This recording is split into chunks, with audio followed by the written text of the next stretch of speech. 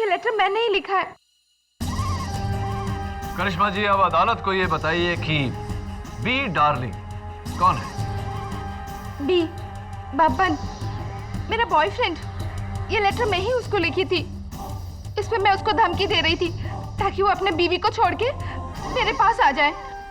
तो कंफ्यूजन मुझे ये है करिश्मा कि बब्बन के पास से वो लेटर थिएटर में, वो भी ब्रिजेश की सीट के नीचे, कैसे हुआ ये? How did it happen?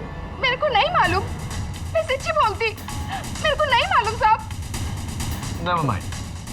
करिश्मा ये बताओ, इस खत पर लिखावट तुम्हारी है ये तो हम जानते हैं, लेकिन इस खत के आखिर में दीपा डार्लिंग, ये तुमने क्यों लिखा? ये मैंने नहीं लिखा। ये लेटर मैं उसको लिखी। लिखने के बाद लेटर के एंड में मैंने खाली जगह छोड़ दिया। मैं तो अपना नाम तक नहीं लिखी है उसमें।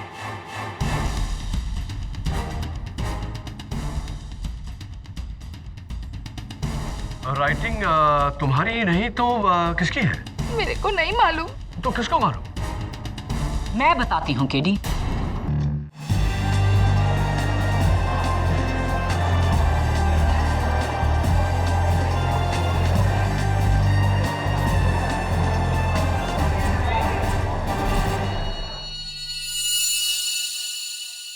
बाप रे, तेरे को लतेश भाई ने हीरे का अंगूठी दिया?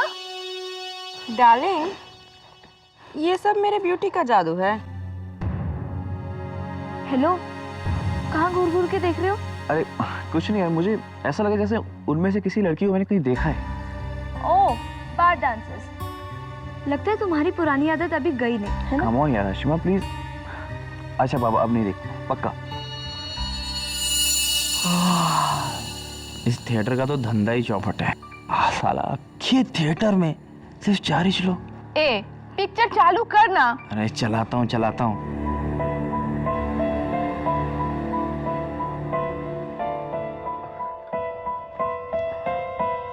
वो फिल्म कितनी देर में शुरू होगी? बस अभी होने वाला है। टिकट? आज सुबह से मेरा बैड लक चल रहा है, टिकट शायद गुम हो गई है। अरे यार तुम लोग भी ना, छोड़ो, एक काम करो, तुम वहाँ जाके बैठो। Thank you.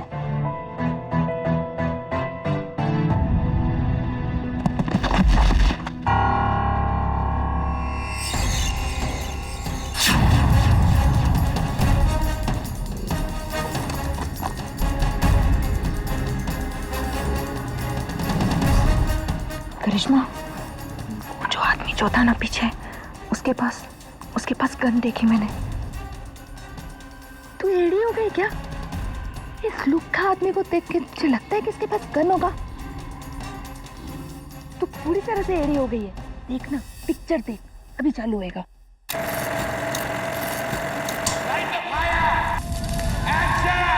सर कैमरा तो बोलिए।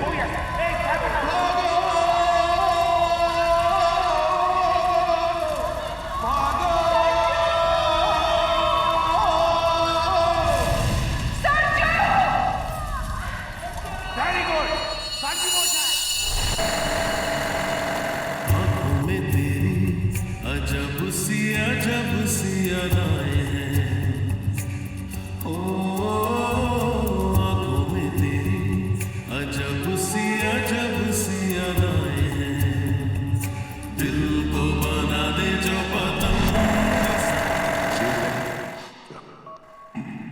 Projectionist no number 9S।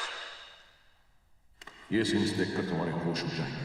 Intense man. मैं नहीं जानती थी रमेश कि तुम मुझसे इतना। मुझे फांसी पर भेजो। कैसे?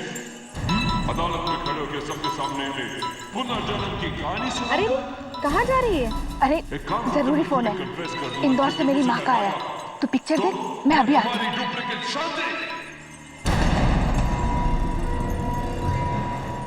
तुम्हें क्या लगा था कि तुम एक 2 कौड़ी की आग How dare you? तुम्हारी हिम्मत कैसे हुई? सॉरी। What sorry? उनका खून नहीं बहना, so why not you?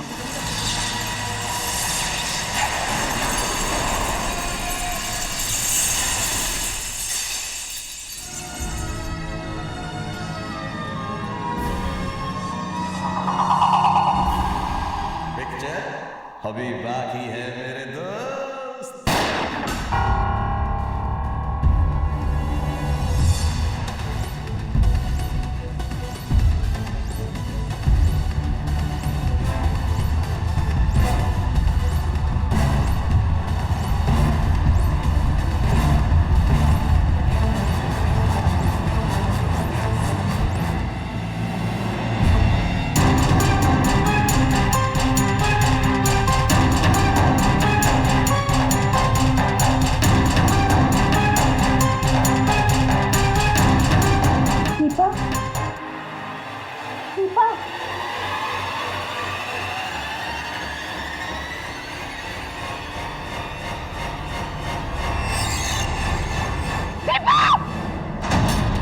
Picture बंद करो।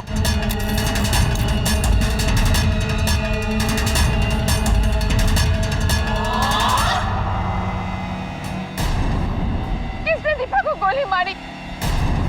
किसने दीपा को गोली मारी?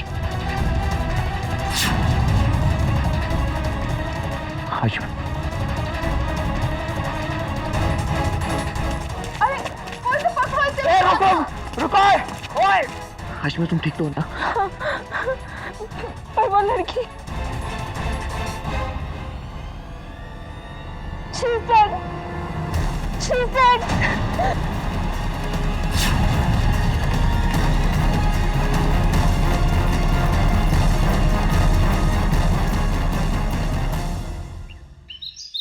केडी, बैड लक को हिंदी में क्या बोलते हैं? बदनसीबी से सवाल का जवाब मुझे पता नहीं। Oh, you also don't know. Mrs Bilimoria, bad luck को हिंदी में बदनसीबी कहते हैं। Mr KD, sir Brijesh, water purifier salesman sir. देखो, हमको वाटर प्योरीफायर नहीं चाहिए, तुम जाओ यहाँ से। नहीं, मैं कुछ बेचने नहीं आया हूँ। मैं अपने आप को बचाने के लिए आया हूँ सर। सर प्लीज मुझे बचा लीजिए। पिछले 2 दिनों से पुलिस से बचकर भाग रहा हूँ सर, और आप ही मुझे बचा सकते हैं प्लीज। क्यों? पुलिस तुम्हारे पीछे क्यों पड़ी? क्या किया तुमने? बाहर डांसर का कत्ल। नहीं सर, मैंने कत्ल नहीं किया है। मेरा बैड लक इतना खराब है कि मैं उस दिन उस थिएटर में था जिसमें कत्ल हुआ। लोग ऐसे मुझे बैड लक विजेश नहीं कहते। सर मैं एक फैमिली वाला आदमी हूँ। एक बीवी 6 साल का बच्चा है मेरा सर। मैं और बाहर डांस नहीं सर। मैंने आज तक जिंदगी में कभी शराब को छुआ तक नहीं है। मैंने कत्ल नहीं किया है सर। प्लीज मुझे बचा लीजिए प्लीज सर। मुझे बचा लीजिए सर। Calm down. पानी पियो पहले, पानी पियो।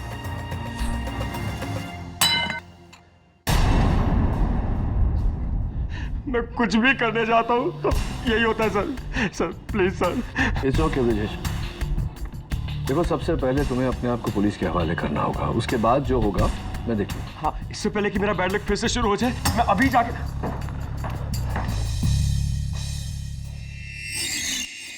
तो इसका मतलब हमारी इंफॉर्मेशन सही थी। पकड़ केडी सर, अबे, ये खुद तुम्हारे पास आ रहा था सरेंडर करने। हाँ केडी, अब तो इसके पकड़े जाने के बाद तुम ही कहोगे। Come on the way. Anyway, ले चलो इसको निको। Sir please sir. इंस्पेक्टर, इसका बैग तो लेते जाओ। Please sir. Don't worry Brijesh.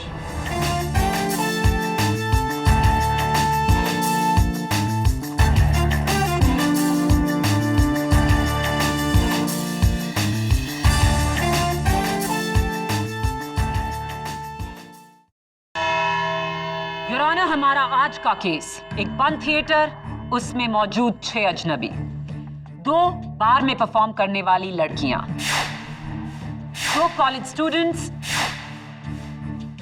एक उस थिएटर का टिकट चेकर और एक सेल्समैन।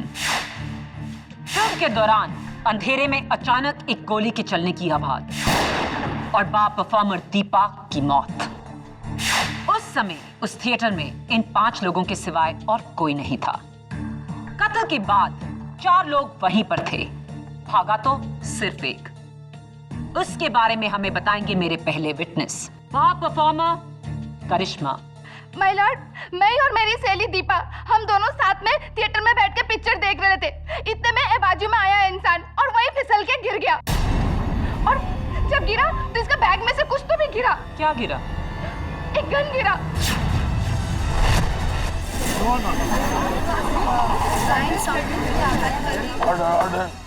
क्या वो गन तुमने खुद देखी? नहीं, मैं नहीं देखी, मेरी सहेली दीपा देखी।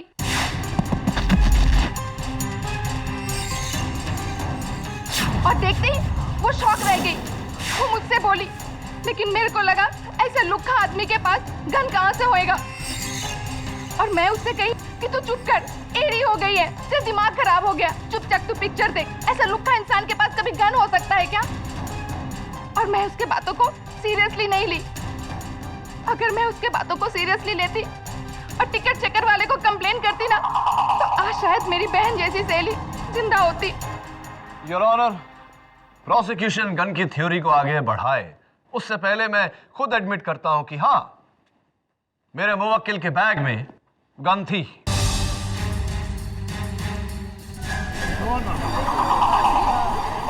ऑर्डर। लेकिन योर ऑनर, वो गन नकली थी, टॉय गन, एक खिलौना थी जो ब्रिजेश ने अपने 6 साल के बेटे के लिए खरीदी थी। और मेरा बैड लक देखिए, उस दिन जिस दिन वो खून हुआ उसी दिन वो गन मेरे बैग में होनी थी। ओह, तो गन नकली थी, खिलौना। कसम से मैडम जी। इंस्पेक्टर दबे, जब आपने ब्रिजेश पारेख को एडवोकेट केडी पाठक के ऑफिस से गिरफ्तार किया तो उनके पास से एक बैग भी बरामद हुआ था। क्या ये वही बैग है? जी। ब्रिजेश, क्या ये वही बैग है जिसे लेकर आप 2 दिनों से पुलिस से भाग रहे थे?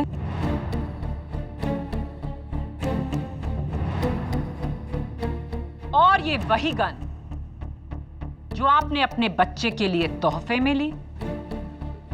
जी, लग तो वही रही है। योर ऑनर, ब्रिजेश पारेख इस दुनिया के इकलौते बाप हैं जो अपने बेटे को तोहफे में एक असली गन दे रहे हैं।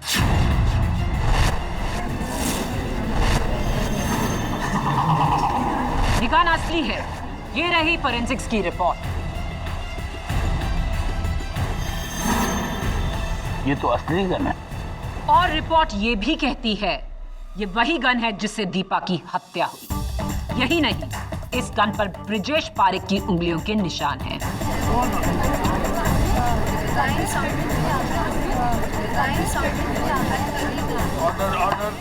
नहीं योर ऑनर, ये गन मेरी नहीं है। मैंने तो नकली खरीदी थी। मेरी नहीं है ये। केडी साहब, मैं नहीं जानता ये असली गन मेरे बैग में कैसे आई। मैंने कुछ नहीं किया है। सुनेगा, मैंने कुछ नहीं किया है। मुझे जेल नहीं जाना है केडी साहब। योर ऑनर, मेरे अगले गवाह उस थिएटर के टिकट चेकर माधव पुरोहित। सर, ये साहब सबसे आखिर में आए थे। मैंने देखा, टेंशन में थे। ऊपर से इन्होंने अपना टिकट भी गुम कर दिया था, लेकिन मैंने तरस खा के जाने दिया। मैंने कहा जिधर बैठना है बैठ जाओ। फिर सर एक गोली चली। बाकी सब वहीं थे, पर ये सब वहां से भाग गए। और तुमने क्या किया? मैं क्या करता, पीछा किया इनका, लेकिन मुझसे बच के निकल गए। थैंक यू माधव, आप जा सकते हैं। मैडम, एक बात बोलने का था। मैडम, माफ कर दो प्लीज, गलती हो गया। वो एक्चुअली इन सब को मैंने पकड़ लिया था।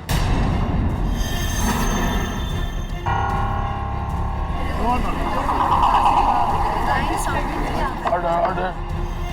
तो फिर ये बचे कैसे? वो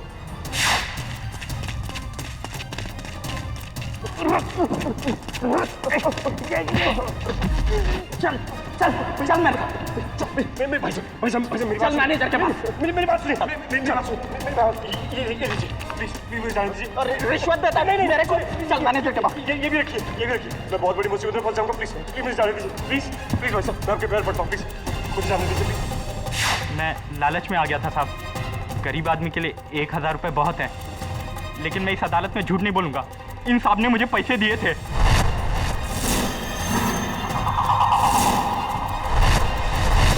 क्या ये सच है ब्रिजेश?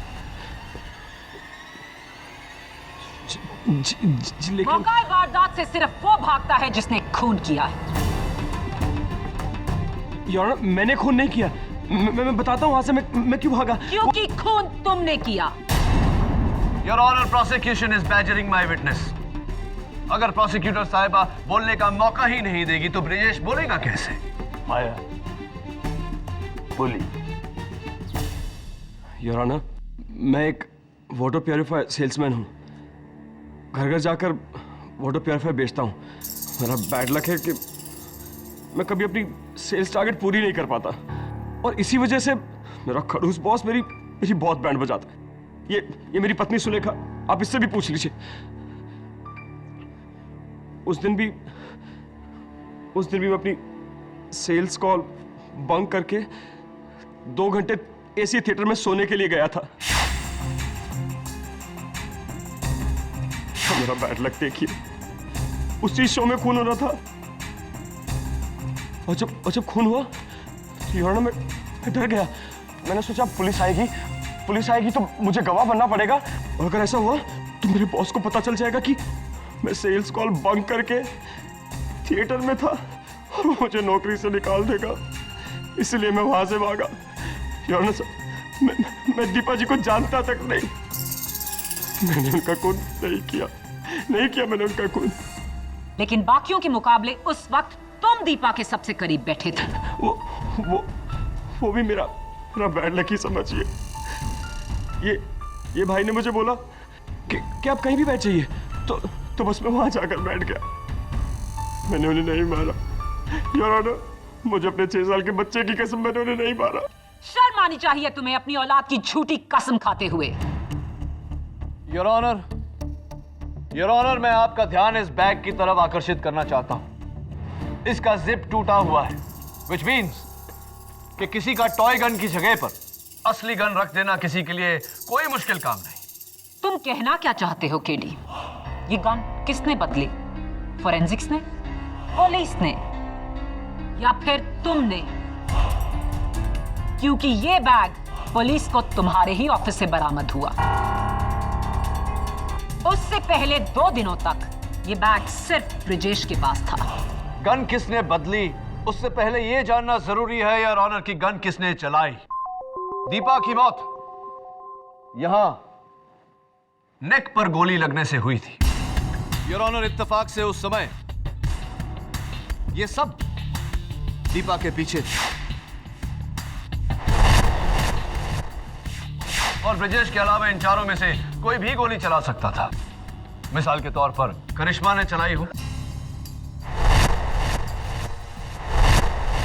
करिश्मा, तुम हिंदी फिल्म बॉलीवुड के गाने पर डांस करती हो, तो कौन सा मनपसंद फेवरेट गाना है तुम्हारा? पुराने गाने। अच्छा, पुराने गाने। और वो फिल्म का इतना अहम सीन चल रहा था और तुम फोन पे बात करने चली गई, क्यों? वो फोन आ गया था, वो मेरी माँ का फोन था। माँ का फोन आया था? तो तुम्हारी माँ का नाम बब्बन है? नहीं, क्योंकि तुम्हारे फोन रिकॉर्ड्स ये कहते हैं कि उस समय तुम्हें वर्ली चौल से किसी बब्बन का फोन आया था। जी, वो मेरा आशिक है। Of course. अदालत में तुमने कहा कि दीपा तुम्हारी बहन जैसी थी, तो फिर उससे शर्मा कर या उससे छुप कर फोन पर बात करने की जरूरत क्यों महसूस हुई तुम्हें? दीपा बब्बन को लाइक नहीं करती थी। वो हमेशा चाहती थी कि मैं उसे छोड़ दूं। वो मुझे यही बोलते रहती थी, तू छोड़ दे बब्बन को, छोड़ दे। कम ऑन केडी, अगर तुम करिश्मा के खून करने की वजह ढूंढ रहे हो तो बहुत ही कमजोर वजह है, बॉयफ्रेंड प्रॉब्लम। आहा, बॉयफ्रेंड से याद आया, आशिमा,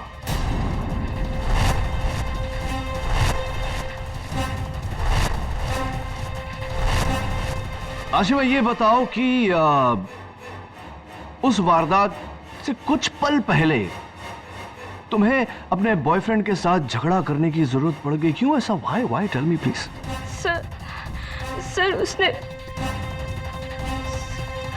सर विपिन ने मेरे साथ, सर उसने, तुम खुद ही क्यों नहीं बता देते? Good idea mister Vipin Khatri. Vipin, I know कि ये बातें जरा सी एम्बैरेसिंग हो जाती हैं, माफी चाहता हूं, लेकिन पूछना तो पड़ेगा। क्या क्या हरकत की तुमने जिसके कारण आशिमा तुमसे लड़कर तुमको वहां सीट पर अकेला छोड़कर चली गई और तुरंत उसके बाद दीपा की मौत भी हो गई? What did you do? जी मैंने कुछ नहीं किया सर, मैं तो उसके साथ गया भी नहीं था, मैं तो वहां अकेला गया था मूवी देखने। Order order. Really? अब तुम अपनी गर्लफ्रेंड आशिमा के साथ नहीं आए थे? नो सर, इनफैक्ट ये मेरी कोई गर्लफ्रेंड नहीं है, ये तो इत्तेफाक से मेरी बाजू वाली सीट में बैठी हुई थी, मैं तो उसे जानता तक नहीं हूँ सर। झूठ, लायर। ये क्यों नहीं कहते कि तुम मुझे जबरदस्ती किस करने की कोशिश कर रहे थे और अब तुम मुझे जानते भी नहीं हो? You order order. Miss Ashima, आपको जो कुछ कहना है कटघरे में आकर कहिए। सर मैं जानती हूँ ये झूठ क्यों बोल रहा है। सर इसकी मम्मी को मैं पसंद नहीं हूँ, उनके डर से ये ऐसा बोल रहा है। तेरी मम्मी को मुझसे प्रॉब्लम है, तुझसे नहीं है। उन्हें पता है कि तू कहाँ जाता है, बाहर डांसर्स के पास, और उन पे पैसे लुटाता है। सर हाँ ये सच है। राना, बाकी लोगों को छोटे मोटे मकसद देकर केडी अपने क्लाइंट को बचाने की कोशिश कर रहे हैं। बाकी सबके पास छोटे मोटे मकसद थे पब्लिक प्रोसिक्यूटर साहिबा, लेकिन मेरे मुवक्किल ब्रिजेश के पास कौन सा मकसद था? योर ऑनर, ब्रिजेश पारेख माटुंगा में 2 रूम किचन में अपनी पत्नी सुलेखा और अपने बेटे अनुज के साथ रहने वाला एक अमन पसंद इंसान। साधारण सा परिवार, साधारण सी नौकरी और साधारण सा जीवन। ब्रिजेश की कोई बुरी आदत नहीं, ना ये शराब पीते हैं, ना जुआ खेलते हैं, ना कभी कोई कानूनी जुर्म किया है। और वहां दूसरी तरफ दीपा, बार परफॉर्मर, डांसर, एक अलग ही लाइफस्टाइल, अलग ही लोगों के साथ उठना बैठना। कहां ब्रिजेश, कहां दीपा? दोनों में कोई तालमेल नहीं, दोनों अपनी अपनी जिंदगी जी रहे हैं। योर ऑनर, जब 2 लोगों में कोई जान पहचान नहीं, कोई कनेक्शन नहीं, कोई नाता नहीं, तो कत्ल की वजह कैसे हो सकती है? Why will my client Brijesh Parekh kill Deepa, your honour? KD का सवाल दुरुस्त है माया। पहले इंसान कत्ल की वजह ढूंढता है और फिर उसे करने का तरीका। कत्ल का तरीका तो तुमने अदालत में साबित कर दिया है, लेकिन कत्ल की वजह वो क्या है? तो ब्रिजेश, तुम्हारी कोई बुरी आदत नहीं? जी नहीं, कोई बुरी आदत नहीं। इनफैक्ट मैं तो अपना इनकम टैक्स भी टाइम पे भरता हूँ। ब्रिजेश, ये एक न्यूज़पेपर कटिंग है, दैनिक सम्राट, एक हिंदी डेली। डेट है 13 दिसंबर, अनलकी 13, जहां वर्ली के गोल्डन गन डांस बार में एक पुलिस रेड की तस्वीर है। ये इस आदमी के पीछे, कहीं आप तो नहीं?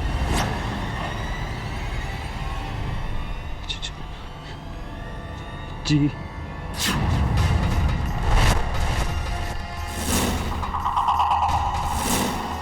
डांस बार की रेड में पकड़े जाना, आई एम श्योर ये एक अच्छी आदत है।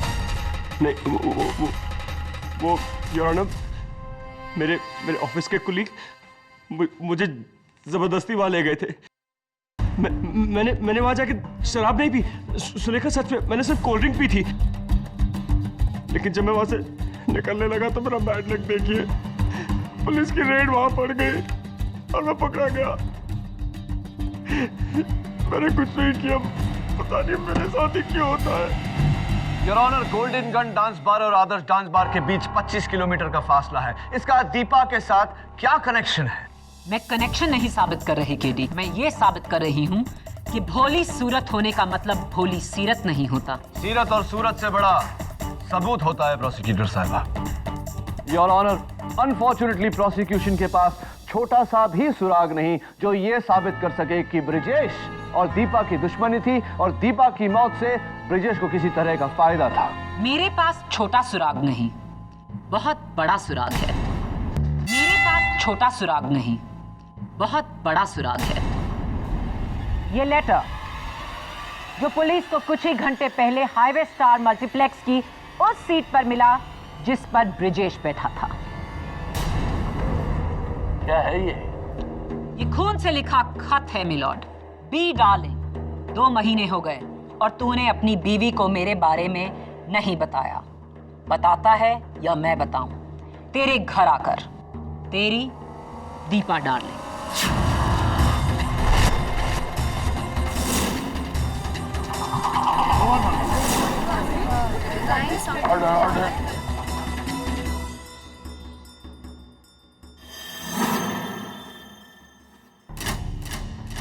ये तो बेशक ब्लैकमेल है। Your honour, be darling Brijesh darling ना होकर बब्बन डार्लिंग, बिपिन डार्लिंग भी हो सकता है। Is it not possible? लेकिन ये लेटर बिपिन या करिश्मा की सीट के नीचे नहीं मिला, आपके मुवक्किल ब्रिजेश की सीट के नीचे मिला। यानी कि बी ब्रिजेश है।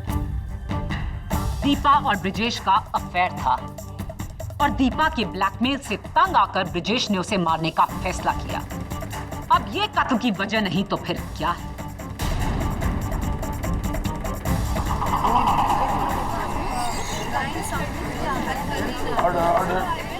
योर ऑनर, अब हर बात प्रूव हो चुकी है।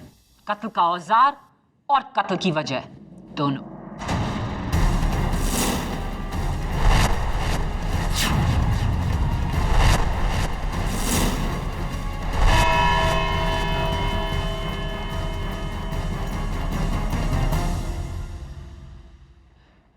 मैं अपने बच्चे की कसम खाकर कहता हूं मैंने नहीं लिखा है। कसम मत खाओ ब्रिजेश, सच बताओ, ये चिट्ठी दीपा ने तुम्हारे नाम लिखी थी या नहीं? Sir please, KD sir please मेरी बात का विश्वास कीजिए। मैं किसी दीपा को नहीं जानता था। मैं नहीं जानता वो असली बंदूक मेरे बैग में कैसे आई, और ना मैं ये जानता हूं कि वो खत मेरी सीट के नीचे। मेरी पूरी बैड लक लाइफ में अगर कोई गुड लक वाली चीज हुई है तो सिर्फ एक, मेरी बीवी और मेरा बच्चा। इसके बाद तो वो भी मुझे छोड़कर चले जाएंगे। मैं क्यों गया था वहां? मैं क्यों गया था वहां?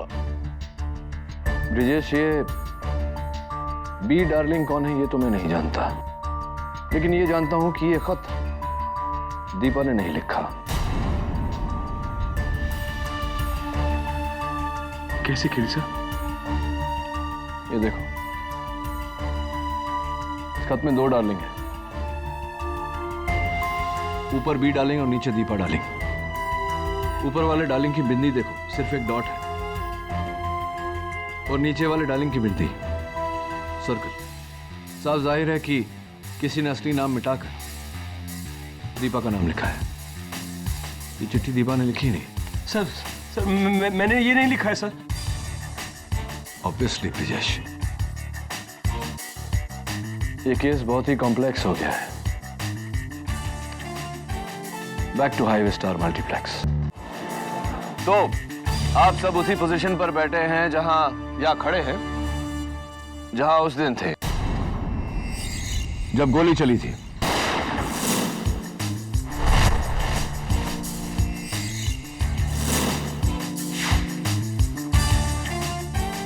मैं यहां ब्रिजेश की जगह पर बैठूंगा और तभी तुम दीपा की जगह पर।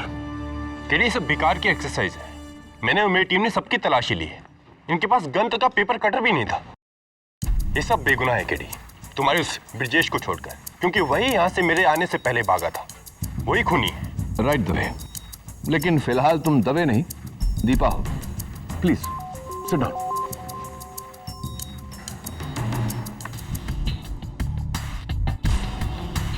तो मैं मानता हूं कि ब्रिजेश सबसे नजदीक था, लेकिन करिश्मा, तुम भी ज्यादा दूर नहीं थी। 10 फुट की दूरी पर से गोली चलाना निशाने पर बहुत ही आसान है ना? माधव, केडी माधव नहीं हो सकता क्योंकि करिश्मा उसके रास्ते में थी।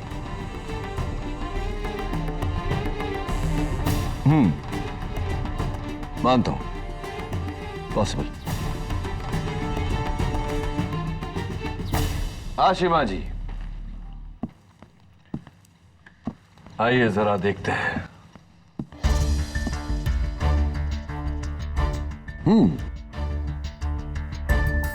बिल्कुल स्ट्रेट शॉट। नोट से खिनिए। अब वो जो आपको अपनी क्लोज फ्रेंड कहता है, मिस्टर बिपिन खत्री, देखें सर।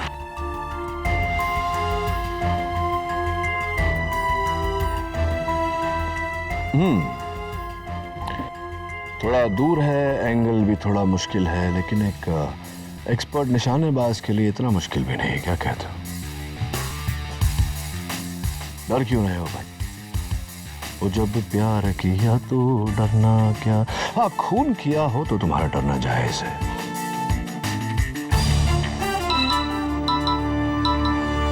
हेलो, क्या कंफर्म? केडी, तुम्हारा शक सही निकला। उस लेटर की फॉरेंसिक और हैंडराइटिंग रिपोर्ट आ चुकी है। ना तो वो खून दीपा का है और ना ही वो handwriting. Superb Dave. Your honour, prosecution का हुक्म ही इक्का। खून से लिखा हुआ ये खत जो शुरू होता है बी डार्लिंग से। ये बी डार्लिंग कौन है, ये हमें सिर्फ दीपा बता सकती थी, लेकिन अफसोस कि यह मुमकिन नहीं। इसलिए नहीं योर ऑनर कि दीपा का देहांत हो गया, बल्कि इसलिए कि यह खत दीपा ने लिखा ही नहीं।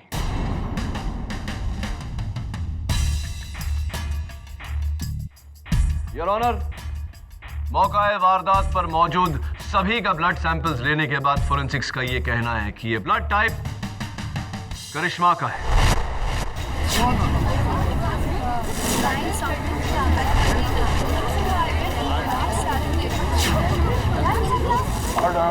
योर ऑनर, मैं चाहता हूं कि करिश्मा कटघरे में आकर इस बात पर रोशनी डाले। हाँ, ये लेटर मैंने ही लिखा है। ये लेटर मैंने ही लिखा है। करिश्मा जी, अब अदालत को यह बताइए कि बी डार्लिंग कौन है? बी बब्बन, मेरा बॉयफ्रेंड। ये लेटर मैं ही उसको लिखी थी। इस पे मैं उसको धमकी दे रही थी ताकि वो अपने बीवी को छोड़ के मेरे पास आ जाए। तो कंफ्यूजन मुझे ये है करिश्मा कि बब्बन के पास से वो लेटर थिएटर में, वो भी ब्रिजेश की सीट के नीचे, कैसे हुआ ये? How did it happen? मेरे को नहीं मालूम। मैं सच्ची बोलती, मेरे को नहीं मालूम साहब। Never mind. करिश्मा, ये बताओ, इस खत पर लिखावट तुम्हारी है ये तो हम जानते हैं, लेकिन इस खत के आखिर में दीपा डार्लिंग, ये तुमने क्यों लिखा? ये मैंने नहीं लिखा। ये लेटर मैं उसको लिखी। लिखने के बाद लेटर के एंड में मैंने खाली जगह छोड़ दिया। मैं तो अपना नाम तक नहीं लिखी है उसमें।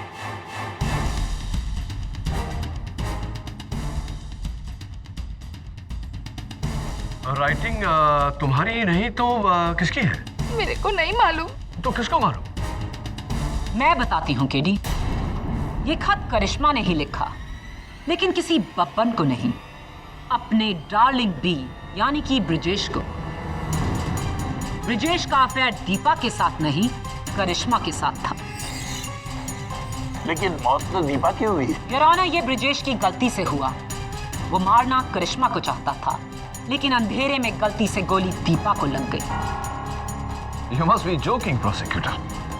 Your Honor, मैं प्रोसिक्यूशन को याद दिला दूं कि उस समय दीपा और करिश्मा दोनों की पोजीशंस कंप्लीटली अलग थी।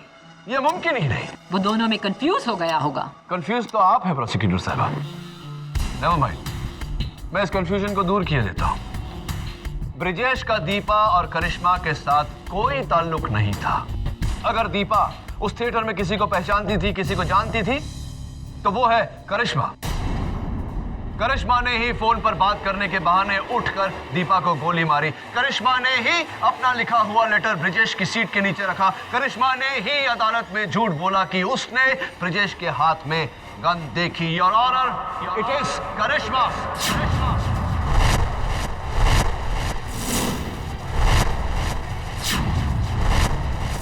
माय लॉर्ड, मैं सच्ची कहती हूँ, मैं दीपक को नहीं मारी हूँ। आप लोग मेरा यकीन क्यों नहीं करते? मैं दीपक को नहीं मारी हूँ। नहीं, मैं दीपक को नहीं मारी हूँ। नहीं मारी हूँ। अरे अरे अरे, क्या हो गया आपको? भावुक हो गई आप। Okay okay.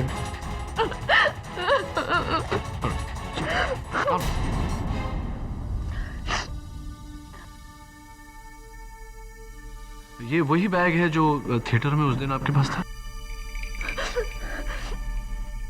मैं देख सकता हूं सर?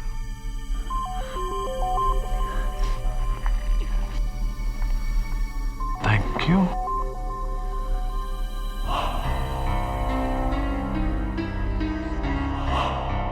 क्या देख रहे हो केडी? योर ऑनर, मैं आपका ध्यान अब इस बैग की तरफ आकर्षित करना चाहता हूं। यहां देखिए, दोनों तरफ पर बुलेट होल्स, यानी कि गोली इस बैग के आर पार चली गई।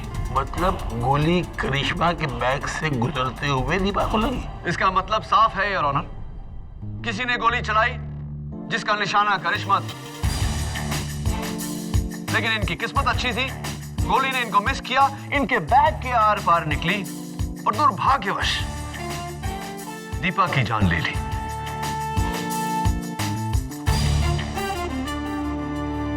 आपका बैग? लेकिन ब्रिजेश तो दीपा के पीछे और करिश्मा के आगे बैठा था, तो वो गोली कैसे चला सकता है? एग्जैक्टली पब्लिक प्रोसिक्यूटर साहिबा, यही तो मैं केस की शुरुआत से कह रहा हूं कि खून ब्रिजेश ने नहीं किया क्योंकि गोली ब्रिजेश नहीं चलाई। जरा उस बोर्ड की तरफ देखिए, खून उसने किया, गोली उसने चलाई, जो दीपा और करिश्मा के ठीक पीछे उसी लाइन में था। बब्बन के छोटे भाई माधव।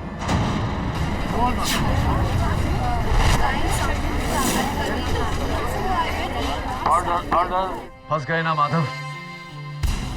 तुम्हारा निशाना चूक सकता है, लेकिन केडी पाठक का निशाना कभी नहीं चूकता। मैं करिश्मा को मारना चाहता था क्योंकि बब्बन मेरा भाई है।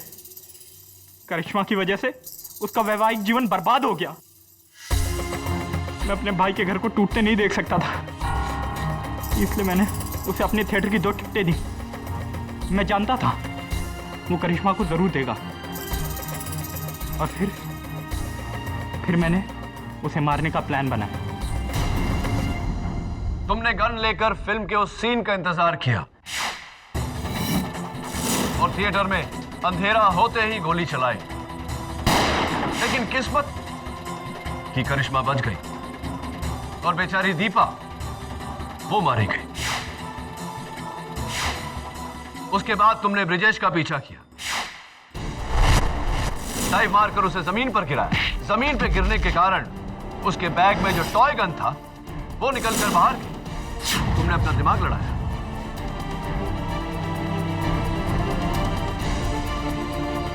अपनी गन उसके बैग में डाल दी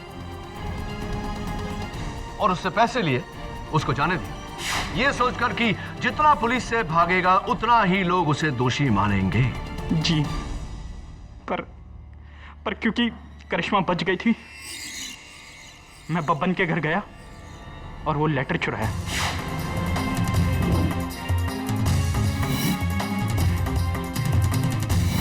उसमें दीपा का नाम लिख दिया और लाके ब्रिजेश के सीट पर रख दिया और पुलिस को बता दिया, ताकि उस लेटर की जांच के बाद हम सबको ये लगे कि इस कत्ल में करिश्मा का भी हाथ है। एक तरफ से तो नाकामयाब रहे, तो तुमने दूसरी तरफ से करिश्मा से बदला लेना चाहा। Am I right or am I right? ये साहब तो बेकसूर है, इनका तो बस बैड लक था जो गलत जगह पे गलत इंसान बनकर आ गए। I rest my case your honour. ये अदालत माधव पुरोहित को दीपा सक्सेना के कत्ल के जुर्म में गिरफ्तार करने का हुक्म देती है और साथ ही मुलजिम ब्रजेश पारिक को इसी कत्ल के इल्जाम से मुक्त करते हुए उन्हें हुई तकलीफ के लिए माफी चाहती है और उन्हें बाइज्जत बरी करने का हुक्म देती है। The case is closed.